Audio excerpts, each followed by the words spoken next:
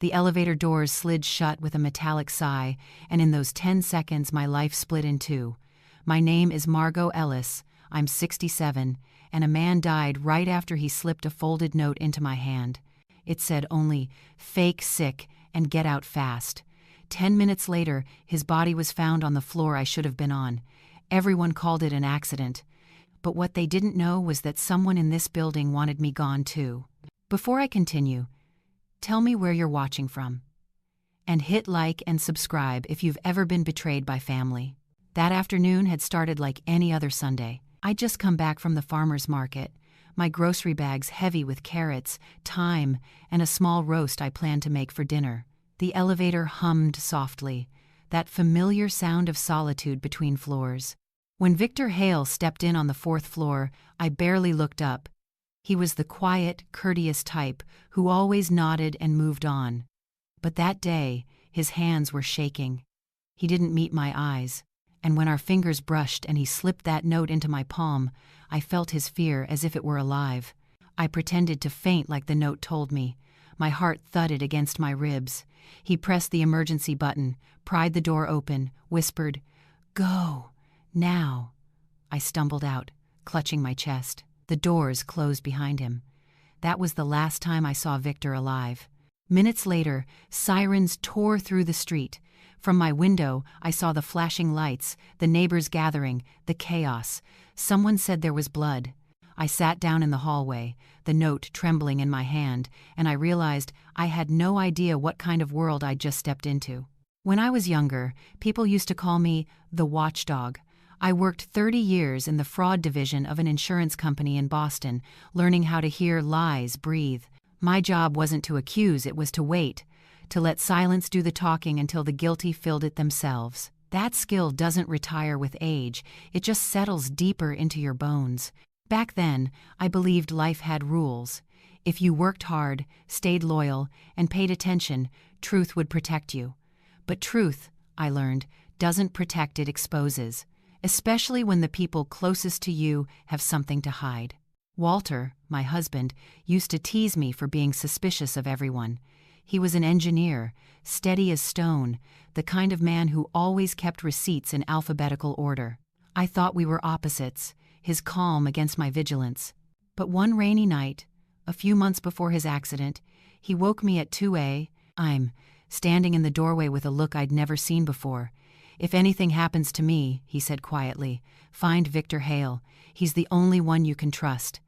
I remember laughing nervously. "Walter, what are you talking about? You sound like a movie character." But he didn't smile. His eyes glinted with something between fear and guilt. "Just promise me, Margo. Promise you'll remember that name," I promised. And then, like everything we never want to face, I filed that moment away somewhere dark. Our last Christmas together was the beginning of the end, though none of us knew it then. The living room smelled of pine and cinnamon, the tree blinking unevenly. My son Noah was there with his wife Sloane, who had her phone in her hand more than her fork. Walter had poured himself a small glass of whiskey and was talking about the Ellis family land in Vermont property passed down since his grandfather's time. Sloane leaned forward, pretending interest. "You know, Dad," she said sweetly, "that land is just sitting there. You could sell it and start a trust for Noah's daughter's college. It's wasted money." Walter set his glass down. "Some things aren't for sale." She laughed, just a little too loud. "I'm not saying sell your memories, Walter. I'm saying use your assets wisely. You can't take land to the grave." The silence afterward was so sharp I could hear the clock ticking. Walter looked at her like she'd stepped on something sacred. I saw the faint tremor in his hand, the muscle tightening in his jaw. Later that night, after they left, he sat at his desk and wrote something on a yellow legal pad. He didn't tell me what it was, but weeks later, after the funeral, I found it inside his safe. A codicil and addendum to his will. It said the Vermont land would remain untouched, protected for family heritage purposes. Beneath his signature, one short line, "For Margo, who still knows what home means." I cried when I read it, and then I noticed something else. The notary stamp wasn't from his office. It was from a freelance financial consultant named Sloane Mercer. I didn't understand how she'd been involved in notarizing my husband's final document. Not yet. but that tiny inconsistency scratched at the back of my mind like a small, relentless nail. I've always been good at noticing patterns. You spend years in fraud investigation, and you start to see them everywhere, in speech, in posture, in how people avoid eye contact when they lie. Sloane had a pattern, too. Whenever she wanted something, she'd start with affection. Compliments first, then the charm, then pressure wrapped in guilt. "You're so strong, Margo, but you should rest. Let us handle the estate." I wasn't stupid. I knew when someone was setting a stage. But back then, I still believed Noah would never let her manipulate him. He was bright, kind, just tired. Working in a bank had changed him, made him cautious, afraid of losing his footing. One evening, after Walter's death, Noah came over with Sloane. He looked uneasy. "She did all the talking, Mom," she said, placing her manicured hand on my arm. "Walter left a lot of things tangled up. It's better if we transfer some of the assets into an investment account. Less stress for you." Her tone was calm, professional. I almost believed she was trying to help. But then I noticed the faint outline of a folder under her purse, the same brand of folder Walter used for confidential work files. I asked, "Where did you get that?" She smiled thinly, "From the office." Noah picked it up. Noah looked down. He didn't meet my eyes. That night I went to bed with an ache behind my ribs I couldn't name. The kind of ache that tells you love and doubt can live in the same heartbeat. Months passed. The apartment building quieted after Walter's funeral. I filled my days with routine tea at 7, grocery lists, the crossword I never finished. But every time I entered the elevator, I remembered the time it had broken down last year with 3 children inside. I'd been trapped with them for 15 minutes, keeping them calm, teaching them how to breathe. The hum of the motor, the metallic smell it, had all felt familiar in a way that now made my stomach twist. That elevator had tested my patience once before. I didn't know it would test my life later. Then Victor moved in. He lived 2 floors below, polite to the point of invisibility. Always carried a small leather notebook, always greeted me with "Good morning, Mrs. Ellis." There was something old-fashioned about him, like a man who'd learned to measure every word. One afternoon, while waiting for the elevator, I saw him staring at the wall of mailboxes. "Do you ever notice," he said, "how people trust locks that anyone can pick?" I smiled. "That's why I use glue." He laughed softly. Then, without looking at me, added, "Your husband was right to keep records. Not everyone does." I froze. "I'm sorry, did you know Walter?" He hesitated a long time ago. "He was a good man." It should have ended there, but something in his tone made me ask, "What kind of good?" He smiled faintly. "The kind that tries to fix other people's messes, even when it costs him." I didn't realize until much later that he wasn't talking in riddles. He was warning me. That night, I opened Walter's safe again. Among the insurance papers and mortgage statements, I found a smaller envelope sealed with red wax. Inside was a USB drive and a sticky note in his handwriting. "In case I'm not there to explain," the drive was empty. Completely blank. No files, no metadata. At first, I thought it was a mistake. But then I remembered Walter's sense of humor. He'd always said, "The truth's never on the surface. You have to dig where it hurts." It wasn't until weeks later, after the elevator, after Victor's death, that I'd understand the drive had been wiped intentionally, hidden, replaced, and someone in this building had the real one. I didn't know it back then, but every small detail, the codicil, the notarization, the wiped drive, even the quiet new neighbor, were all pieces of the same clockwork. A clock I had wound myself by trusting the wrong people. And the moment Victor Hale pressed that folded note into my palm, the clock finally started ticking loud enough for me to hear. The night after Victor's death, I couldn't sleep. I sat at my kitchen table staring at the folded note. The words, "Fake, sick, and get out fast," were written in blue ink, slightly smudged as if by a trembling hand. When I flipped it over, I noticed a faint second line, barely visible under the light. "Don't trust anyone in the building." That warning pulled me backward in time, to every moment I'd ignored my instincts for the sake of peace. A few years earlier, when Noah and Sloane first moved into the building, it had seemed like the perfect setup, family close enough to visit, far enough to have space. But even then, something about Sloane never sat right with me. She was polite, perfectly, so too perfectly. Her kindness had edges. She'd bring over fresh muffins, compliment my sweaters, then ask casual questions about Walter's insurance policies. "You must have learned so much about finance from your husband," she said once, pouring coffee into my cup, enough to know when someone's trying to redirect a conversation. I replied, watching the flicker in her smile. Back then, I chalked it up to personality differences. Sloane was ambitious, driven. I was grounded, private. But after Walter's death, her visits became less friendly and more strategic.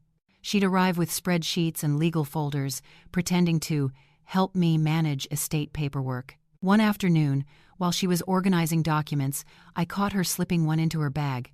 "You forgot that's mine," I said quietly. She froze, hand still halfway inside. "Oh," she laughed lightly. "I thought it was one of the copies Noah made." There were no copies. I had locked the originals away. I didn't confront her. I just watched. That's how predators make mistakes, when they think you're too weak to notice. Walter used to say that every lie leaves fingerprints. Some are words, some are smells, some are timing. I started looking for them. When the first HOA meeting after his death came around, I went mostly to keep up appearances. Doris Whitaker, the president, wore pearls big enough to blind an optimist. She smiled wide and spoke softly, the kind of softness that usually hides teeth. After the meeting, I overheard her talking to Sloane in the hallway. "The board approved your request. Just don't mention my name if anyone asks who accessed the CCTV files." My breath caught. CCTV files? Why would my daughter-in-law need those? When they noticed me, their smiles returned instantly. "Oh, Margo," Doris chirped. "We were just talking about updating the security system. These old buildings, you know." I nodded politely. But inside, a cold, hard truth started to take shape. A few weeks later, I found an unmarked envelope slid under my door. Inside was a newspaper clipping, an article about a local businessman found dead after a financial scandal. Someone had underlined a single sentence. He was last seen meeting with an independent auditor named Victor Hale. My pulse quickened. Why would anyone send this to me? That night, I poured myself a glass of whiskey, the first one since Walter's funeral, and sat on the balcony. The city lights flickered across the river, reflected in the glass panes like ghosts. I thought about Walter's last words, Victor's warning, Sloane's smirk, the erased USB drive. It wasn't paranoia anymore. It was a pattern. And the pattern led back to the same point: money. I dug into Walter's old files again, this time looking not for answers, but for connections. His last project before the crash involved auditing a chain of shell companies. Some of the signatures on the transaction forms looked familiar, too familiar. One of them was Noah's. I remember the moment the air left my lungs. Noah had been working under pressure, drowning in debt. Sloane had helped him with investments, offering to restructure their family finances. My son, who once couldn't balance a checkbook without a calculator, had somehow become the signatory of multiple high-value transfers. I wanted to believe it was a mistake. I still do. But the truth was uglier. Sloane had used him as her front. The next morning, I went to see Noah at his bank. He looked startled to see me. His office smelled faintly of burnt coffee and expensive guilt. "Mom," he said, straightening his tie, "what are you doing here? I wanted to ask about your father's accounts." "There's a discrepancy in the trust documents." He blinked rapidly. "Discrepancy? Like what?" "Like signatures," I said evenly, "on forms you claim you've never seen." For a moment, he froze. Then his jaw clenched. "Mom, please don't start this. I'm not starting anything," I said softly. "I'm ending something." He looked away, fingers tapping the desk. "Sloane handles that side. She's better with paperwork." I studied him, his voice too rehearsed, his shoulders too tense. Walter's son. My son. The man who used to run to me after nightmares now hid behind his wife's lies. When I left his office, I knew two things for sure. He was in over his head, and Sloane was pulling the strings. A few days later, I went down to the maintenance office to speak with Caleb Ortiz, the young superintendent. He was kind, maybe too trusting for a job that required suspicion. "I heard there's missing footage from the day Victor died," I said. He hesitated. Who told you that? Let's just say the walls here have good hearing. He sighed, leaned closer.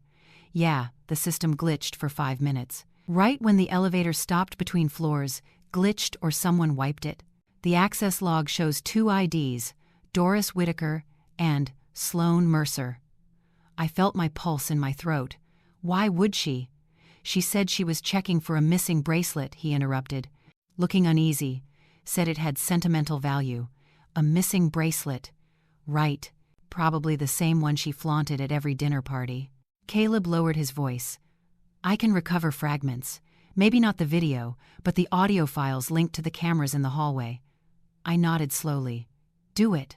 And Caleb, be careful who you tell.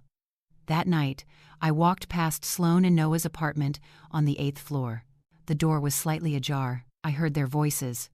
I told you to keep her out of it, Sloane hissed. She's my mother, Noah said. She's a liability, she snapped. Do you think she'll stay quiet if she finds out what happened? What happened? He whispered. There was a pause, then Sloane's low, chilling reply. Exactly. Keep it that way. The door clicked shut.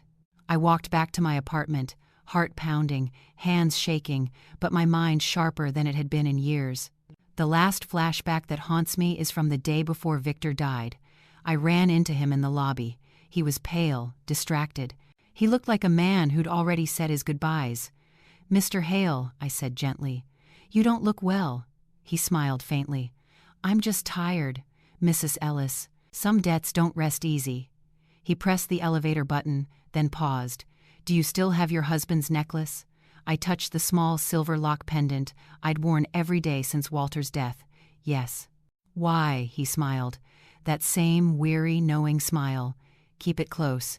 It might hold more than you think. I didn't understand then. Not until much later, when I discovered what was hidden inside that pendant, a tiny compartment holding a memory card. But by then, Victor was dead. And every person I thought I knew in that building had become a stranger I could no longer trust. After Victor's death, the building changed. The walls seemed to breathe differently, like the air itself was holding secrets. Neighbors who once chatted in the hallway now averted their eyes. Doors closed faster. Conversations stopped when I walked by. I told myself it was paranoia. But the day the detectives came, I realized it wasn't just in my head. Detective Fiona Park had the kind of presence that silenced a room-sharp suit, sharper eyes. She stood in my doorway with a notebook in hand. Mrs. Ellis, she began. You were the last person to see Victor Hale alive. Correct. I nodded. Yes, in the elevator. Did he say anything unusual? I hesitated, then decided to tell her half the truth. He looked frightened, said he wasn't feeling well. Her pen stopped, nothing else. I looked down at my hands, nothing that made sense at the time. She studied me for a long moment, then said, his apartment was ransacked. But one thing stood out. We found your name on a notepad. Under it, 2 other names. Both crossed out. I blinked my name. Yes. Any idea why he'd write it? I forced a thin smile. Maybe he needed insurance advice. Her expression didn't change. If you remember anything, call me. She handed me her card, then left. The silence that followed was suffocating. That night, I sat by my window with a cup of tea gone cold, staring at the city lights, my name on Victor's notepad. 2 names crossed out. What did that mean? Did he plan to warn me? Or replace someone else with me? I turned the note over again and again, tracing the faint ink with my fingers. Don't trust anyone in the building. But how do you live when the threat is all around you? The next morning, an envelope was slid under my door.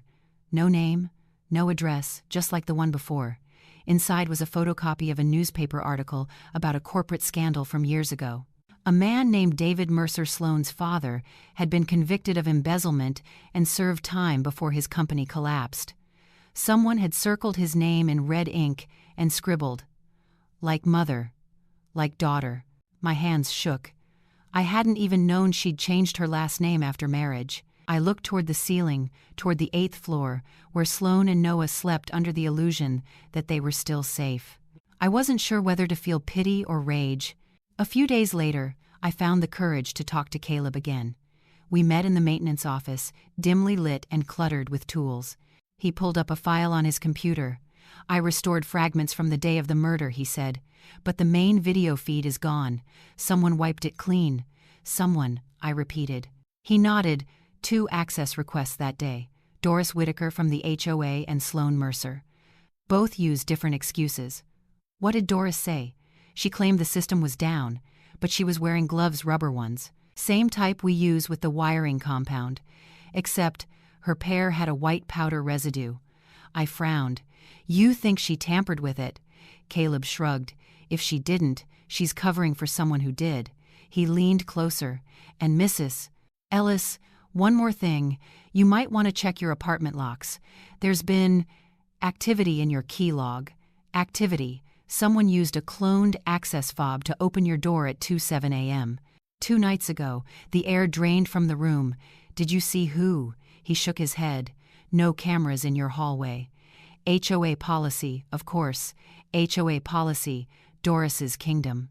I went home and checked everything. My drawers were untouched, my jewelry box still closed, but one thing was missing, the envelope with Victor's note. No sign of forced entry. The lock smooth. The only trace left behind was a faint scent of Sloane's perfume, sharp, citrusy, unmistakable. That night, I sat in the dark with the chain on the door and a hammer in my lap. I wasn't scared. I was furious. They'd taken from me before Walter's life, my peace, my trust, but not this time. The following day, Doris stopped me in the hallway. All smiles, Margo, dear. I heard the police came by. Must be so stressful for you. Her tone was syrupy, her eyes anything but. Not as stressful as deleting footage from a crime scene, I replied coolly. Her smile faltered. Excuse me, I leaned closer. Next time you wear gloves to handle someone else's files, make sure you wash off the powder. It's a dead giveaway. For the first time since I'd known her, she didn't have a comeback. She just stared, lips trembling slightly, before walking away without another word. I watched her retreating figure, the hallway lights flickering above her, and thought, good. Let her feel watched for once. That evening, I played a recording from Caleb's recovered data.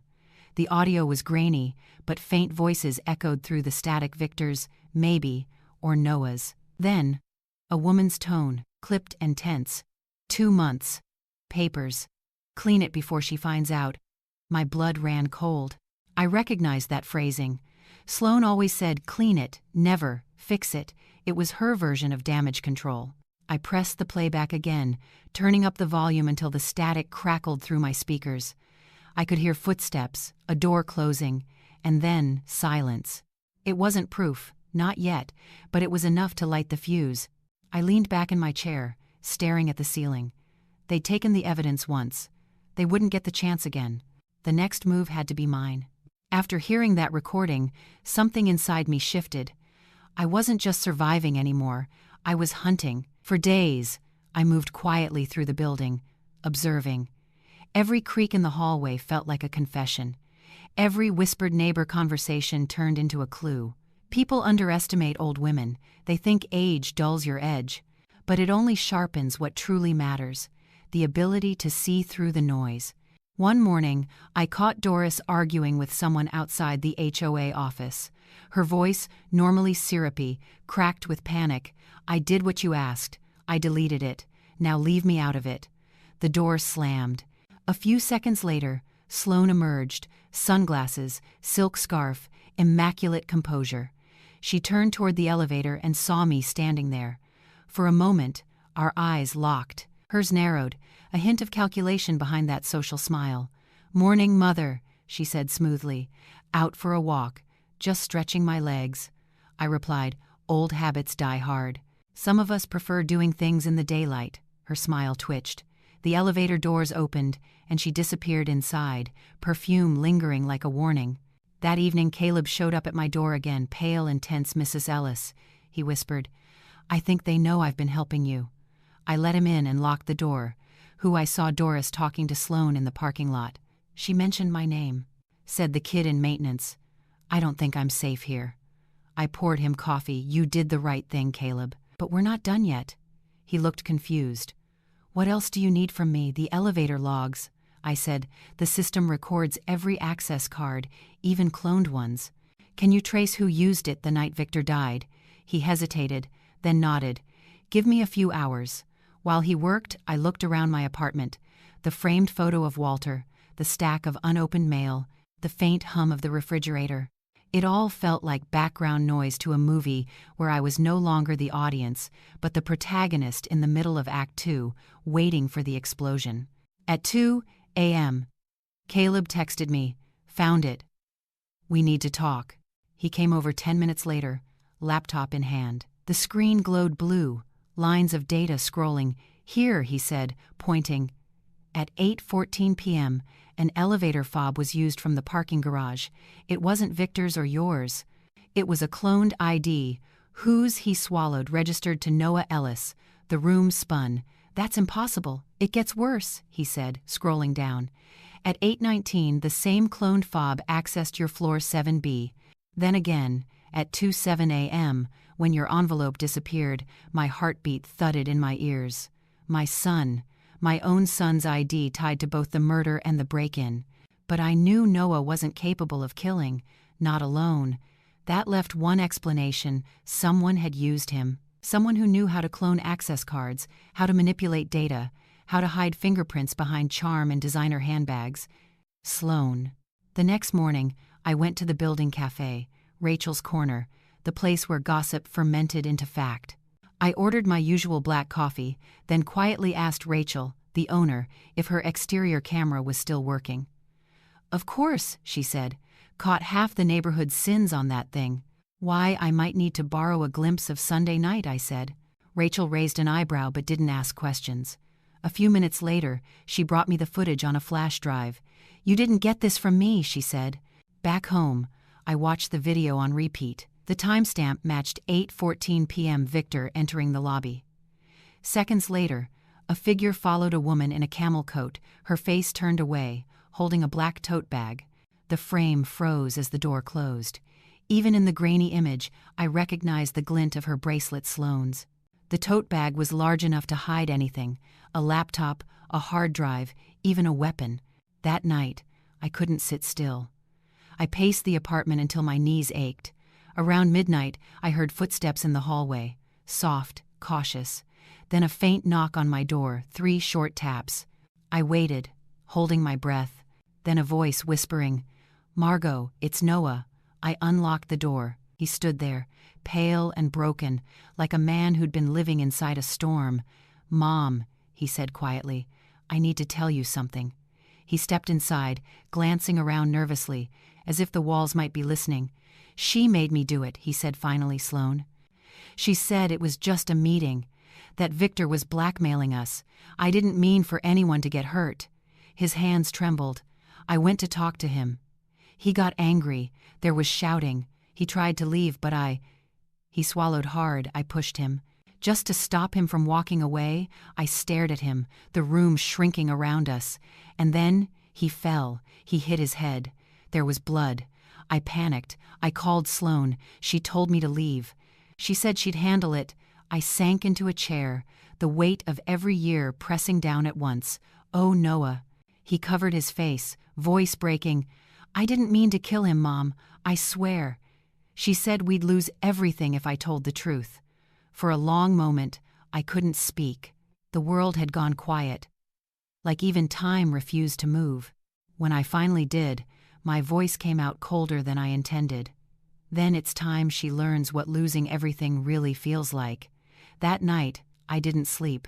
I wrote everything down: the logs, the footage, the confession, the missing envelope, the perfume, the powder on Doris's gloves. I wasn't sure yet what my endgame was, but I knew one thing: Sloan had built her web too tightly, and webs tear easily when you pull the right thread. The next day, I called Noah and told him to come to dinner. "Bring your wife," I said. "It's time we talk about the family business."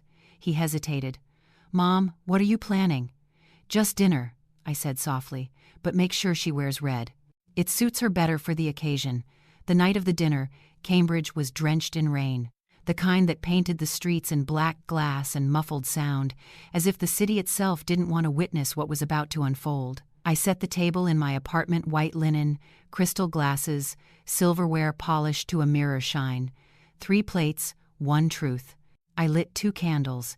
The flames flickered like nervous witnesses. At 7:03 p.m., there was a knock. Noah entered first, shoulders tight under his coat, eyes red-rimmed from sleepless nights. Sloane followed, wearing a red dress that shimmered under the light silk, predatory, the color of warning. "Mom," Noah murmured. "Sloane," I greeted her, voice steady. "You look radiant." She smiled, practiced and sharp. "You didn't say this was a formal dinner." "I'd have brought wine." "No need," I said, pouring 3 glasses myself. "We already have everything we need." Her eyes flicked to the folder on the buffet table. Black leather, closed, waiting. Dinner started quietly. Roast chicken, mashed potatoes, green beans, ordinary food for an extraordinary reckoning. I let them eat first. Let the illusion of normalcy stretch just long enough to make the truth hit harder. Finally, I set my fork down. "Tell me, Sloane, how's work?" She blinked. "Busy, as always, freelance financial coordination." "Isn't it?" I asked. "Sounds flexible." Her tone cooled. "What are you implying?" "Nothing," I said lightly. "Just that it's impressive how flexible one has to be to manage accounts across 3 shell companies, all registered under aliases that link back to your maiden name." The fork froze in her hand. "Excuse me," I gestured to the folder. "The paper trail. I had a little help. Apparently, the IRS loves good stories." Her voice turned brittle. "You have no idea what you're talking about, don't I?" I opened the folder slowly, revealing the printouts, wire transfers, screenshots, and a partial transcript from a podcast recording. "You used Noah's credentials to launder your father's settlement money into your firm. When Victor uncovered it, you panicked. You sent Noah to silence him." Noah's breath hitched. "Mom, stop." I turned to him. "You pushed him, didn't you?" He looked at Sloane. Her face was a mask. "She said it was an accident," he whispered. Sloane slammed her fork down. "He did it, Margo. He went to confront Victor. He lost control. You think I could have planned that?" "You planned everything," I said softly. "Even your own alibi." I stood, pacing slowly toward the buffet. "You wiped the CCTV footage using Doris Whitaker's credentials, paid her with HOA funds. You used Noah's cloned elevator fob to stage the timing. And when you realized Victor had given me something before he died, you broke into my apartment to steal it." Her eyes darkened. "You're insane." "Maybe," I said, pulling out a small envelope, "but insanity doesn't print timestamps." I tossed it onto the table. Inside was a single photograph: Sloane entering the lobby on the night of Victor's death, her tote bag in hand, her bracelet glinting under the camera outside Rachel's cafe. Her face went pale. "That proves nothing. Then maybe this will." I turned toward the side door, where Caleb stepped in, laptop in hand. His voice trembled slightly, but his resolve didn't. "The elevator logs," he said. "The cloned card activity matches Sloane's phone location data from that night." Sloane shot up from her chair. "You broke into my files." "No," Caleb said. "You left them open." She looked between us, realization dawning that the circle had closed. I leaned forward, voice quiet but cutting. "You used my son as your shield. You made him believe confessing would destroy him, when the only thing that could destroy him was you." Noah's eyes glistened. "She said Victor would go to the police, that I'd lose my job." Sloane cut him off. "Desperate now. You think your mother cares about you? She's setting you up to save her pride. She's jealous. I did what she never could control." The story. I smiled sadly. "You still don't understand, do you?" Sloane laughed bitterly. "Understand what? That this isn't about control. It's about consequence."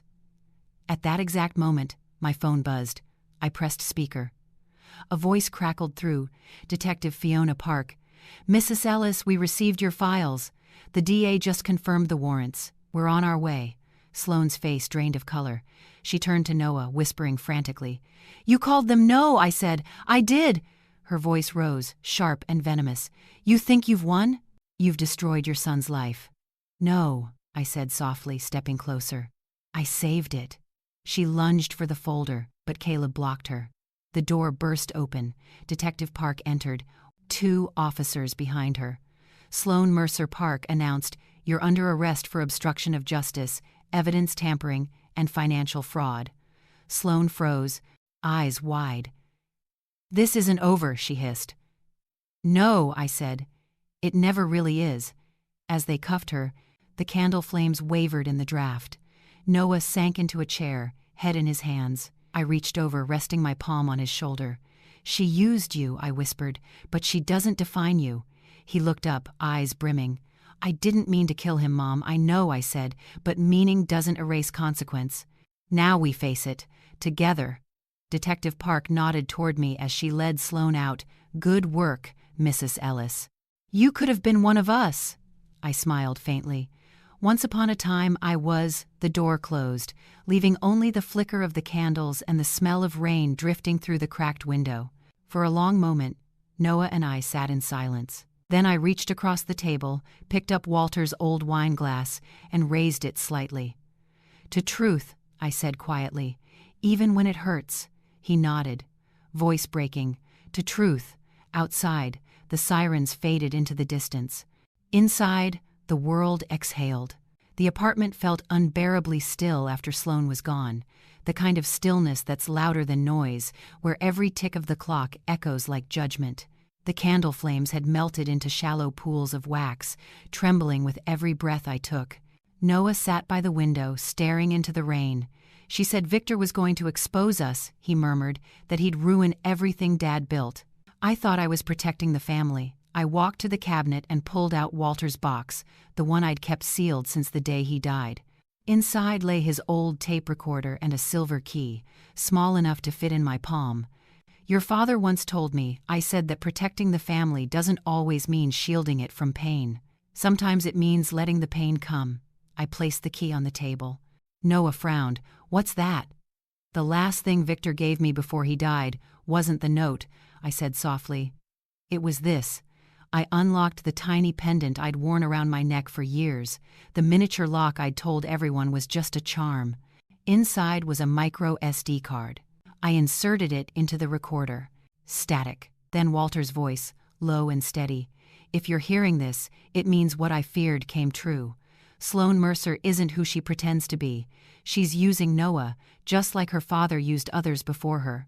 But there's one more name, Margo, one you'll need to be careful of. Someone she works for." Noah's head snapped up. "What do you mean?" "Works for," Walter's voice continued. "Follow the money trail, and you'll find a familiar face." I wanted to handle it quietly, but Victor found out first. He knew too much. The tape clicked off. The silence that followed was heavier than the rain outside. Noah's hands shook. "There's someone else." "Yes," I said, "and whoever it is, they're still out there." I looked toward the window. Across the courtyard, in Doris's old apartment, now supposedly vacant, a faint light flickered. The curtains moved, as if someone had just stepped aside. Watching. I drew the blinds slowly. "This isn't over," I murmured. "It never is." Noah looked at me. "What are you going to do?" I met his eyes. "Exactly what I've always done. Pay attention." I slipped the keychain back around my neck, the metal cold against my skin. A reminder. A promise. A weapon. Some truths destroy, others protect. But the rarest kind, the ones worth fighting for, do both. And as the storm raged outside, I smiled faintly to myself, because if they thought I was done, they had no idea who they were still playing with. If you've ever been betrayed by someone you trusted, you know the silence afterward is the loudest sound in the world. I learned that truth doesn't always heal, it exposes, but once it's out, you can finally breathe again. So tell me, have you ever had to choose between justice and love, between protecting someone and exposing what they did?